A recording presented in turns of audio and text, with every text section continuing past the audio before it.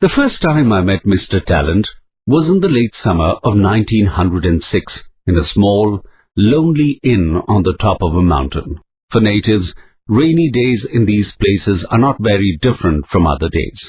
But for the tourist, rainy days are boring. I had been bored for a week and was thinking of returning to London when Mr. Talent came. And because I could not place Mr. Talent, nor elucidate him to my satisfaction, he intrigued me, for a barrister should be able to sum up men in a few minutes. I did not see Mr. Talent arrive, nor did I observe him entering the room. I looked up, and he was there, in the small firelit parlour. He was reading a manuscript, slightly moving his lips as he read. He was a gentle, moth-like man, very lean, and about 6'3" or more.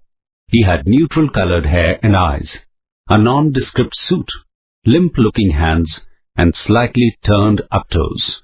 The most noticeable thing about him was an expression of passive and enduring obstinacy. I wished him good evening and asked if he had a paper. "No," he said softly. "No, only a little manuscript of my own." Now, as a rule, I am as wary of manuscripts as a hare is of greyhounds. Having once been a critic, I am always liable to receive parcels of these for advice. But the day had been so dull, and I had nothing else to read. "May I have the privilege?" I queried, knowing he intended me to have it. "How kind!" he exclaimed.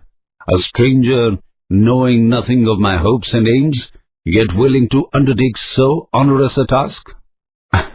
"Not at all," I replied, with a nervous chuckle. "I think," he murmured, drawing near and, as it were, taking possession of me, looming above me with his great height, "it might be best for me to read it to you.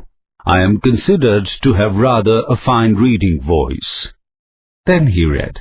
I wish I could describe to you that slow, expressionless, unstoppable voice.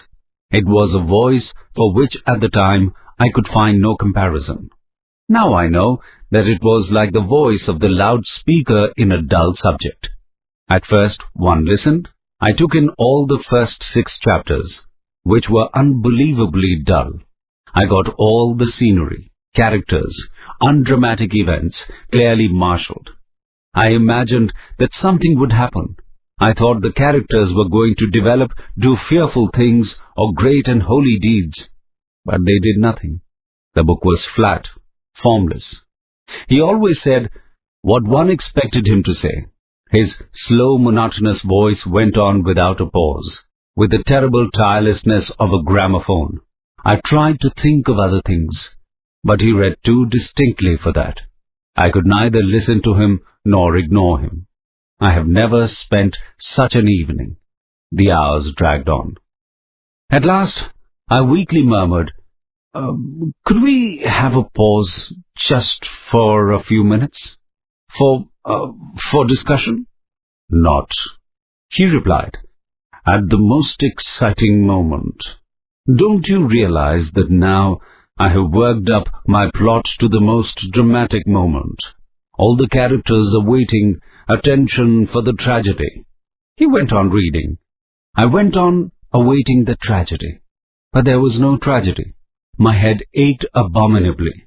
I found myself thinking quite solemnly, "If the maidservant doesn't bring supper soon, I shall kill him." Suddenly the reading stopped. "She is bringing supper," he said. "Now we can have a little discussion. Afterwards, I will finish the manuscript." He did, and after that he told me all about his will. He said he was leaving all his money for the posthumous publication of his manuscripts. He also said that he would like me to draw this up for him, and to be the trustee of the manuscripts. I said I was too busy. He replied that I could draw up the will tomorrow. "After that, you need to do no more. You can pay a critic to read the manuscripts. You can pay a publisher to publish them, and I in them shall be remembered." He added that if I still had doubts as to their literary worth, he would read me another. I gave in. Would anyone else have done differently? I drew up the will, left an address where he could send his stuff, and left the inn.